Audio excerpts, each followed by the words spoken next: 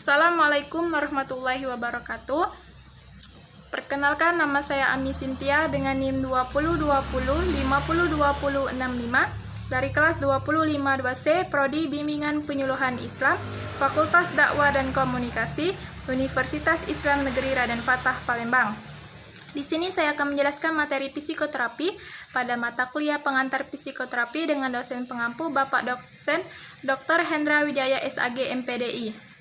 Langsung saja materi yang pertama, yaitu tentang konsep dasar behavior mengenai kepribadian atau perilaku. Behavioral sendiri memandang bahwa manusia merupakan makhluk reaktif yang tingkah lakunya dikontrol oleh faktor-faktor dari luar. Manusia memulai kehidupannya dengan memberikan reaksi terhadap lingkungan, dan interaksi ini akan menghasilkan pola-pola perilaku yang kemudian membentuk suatu kepribadian. Teori kepribadian behaviorisme adalah sebuah aliran dalam sosiologi yang diperkenalkan oleh John B. Watson pada tahun 1878 sampai 1958. Seorang ahli psikologi yang berkebangsaan Amerika. Di Amerika Serikat, Watson dikenal sebagai bapak behaviorisme karena prinsip-prinsip pembelajaran barunya berdasarkan teori stimulus respon bond. Konsep utama terapi behavior atau terapi tingkah laku ini adalah keyakinan tentang martabat manusia yang sebagian bersifat falsafah dan sebagian lagi bercorak psikologis. Perilaku dipandang sebagai respon terhadap stimulasi atau perangsangan, eksternal maupun internal. Kontribusi terbesar terapi behavior adalah bagaimana memodifikasi perilaku melalui rekayasa lingkungan, sehingga terjadi proses belajar untuk perubahan perilaku. Dalam pandangan behavioral, kepribadian manusia itu pada hakikatnya adalah perilaku. Karena hanya perilaku yang dapat diuji di laboratorium, perilaku itu terbentuk melalui suatu proses belajar dari lingkungannya. Kepribadian seseorang merupakan cerminan dari pengalaman belajarnya, yaitu situasi atau stimulus yang diterimanya. Oleh karena itu, untuk memahami kepribadian individu ialah dengan melihat perilakunya yang tampak.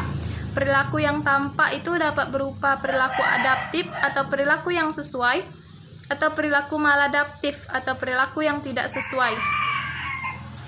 Dasar teori terapi behavior adalah bahwa perilaku dapat dipahami sebagai hasil kombinasi belajar waktu lalu hubungannya dengan keadaan yang serupa, keadaan motivasional sekarang dan efeknya terhadap kepekaan lingkungan, perbedaan-perbedaan biologis baik secara genetik atau karena gangguan fisiologik.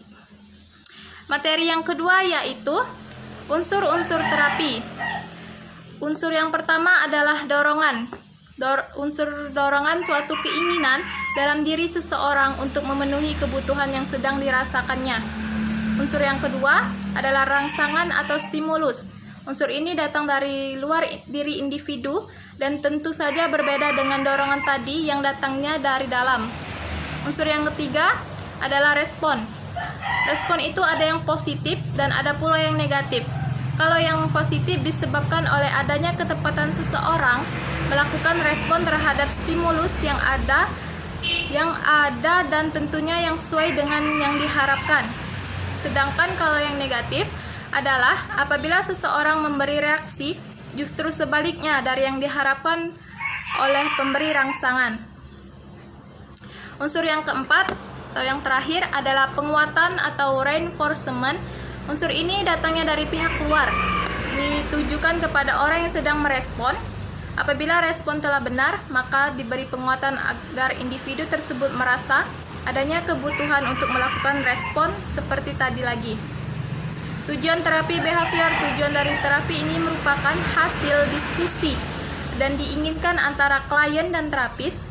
Tujuan-tujuan yang digunakan harus dirinci dan spesifik. Secara umum, tujuan terapi ini adalah menciptakan proses baru bagi proses belajar, karena segenap tingkah laku adalah dipelajari, serta mengubah atau memodifikasi perilaku klien yang maladaptif. Secara terperinci, tujuan terapi ini adalah sebagai berikut. Yang pertama, memberi pengalaman belajar yang adaptif namun belum dipelajari. 2.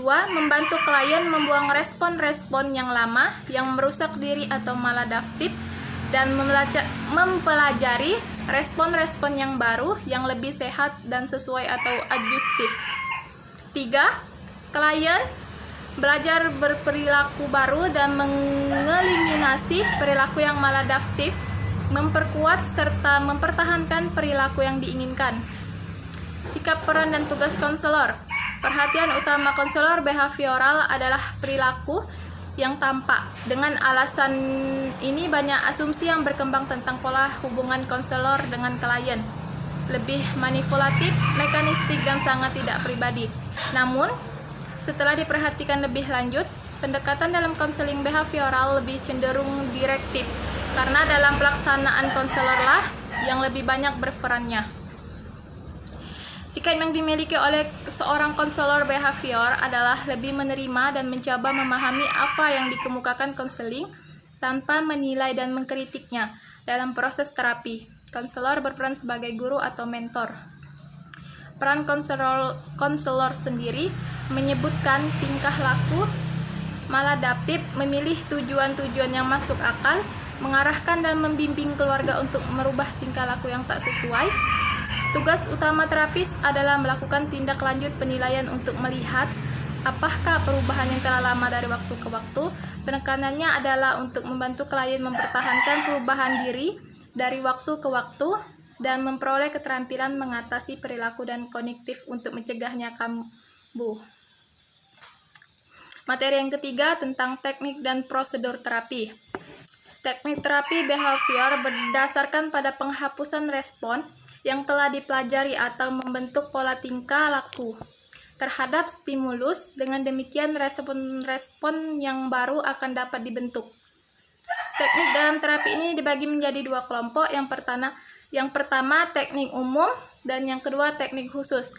Kalau teknik khusus, desensitisasi sistematis, teknik implosif, latihan asertif, teknik aversi, pengkondisian operan tingkah laku, dan relaksasi. Pendekatan teknik dan prosedur yang dilakukan berakar pada berbagai teori tentang belajar.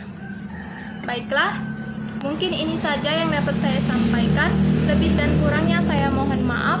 Kepada Allah saya mohon ampun. Sekian, terima kasih. Wassalamualaikum warahmatullahi wabarakatuh.